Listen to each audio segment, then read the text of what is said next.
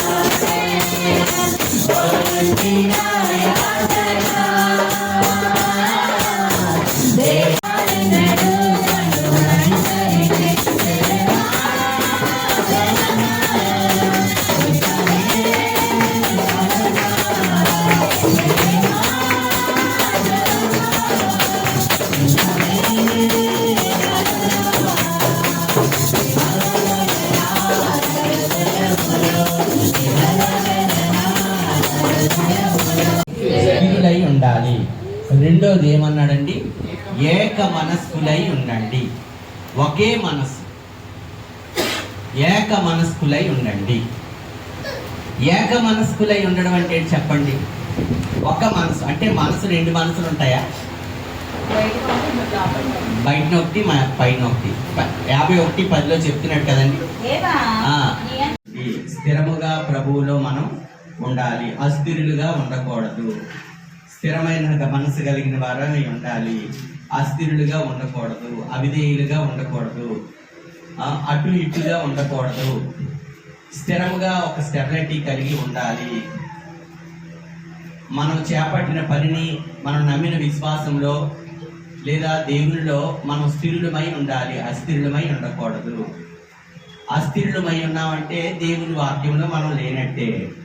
అక్కడ మళ్ళా కిందకి ఏమన్నాడమ్మా, దిగి వచ్చావా మనసున్న మంచి దేవా, నీ మనసును నాకిచ్చావా, మనసు మలినమైన నాకైకి మనిషిగా దిగి వచ్చావా,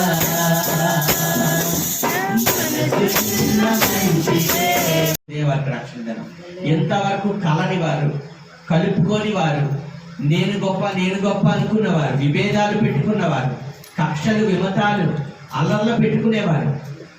నాయన తండ్రి, వారి జీవితంలో ఆనందం అనేది రావాలంటే, నీ కృతజ్ఞత చెల్లించేవారిగా ఉండాలంటే, కృతజ్ఞత అర్పించేవారిగా ఉండాలంటే ప్రభా, నాయన నీకు స్తోత్రం ప్రభా. స్థిరులుగా ఉంటారు ప్రభా నీలో.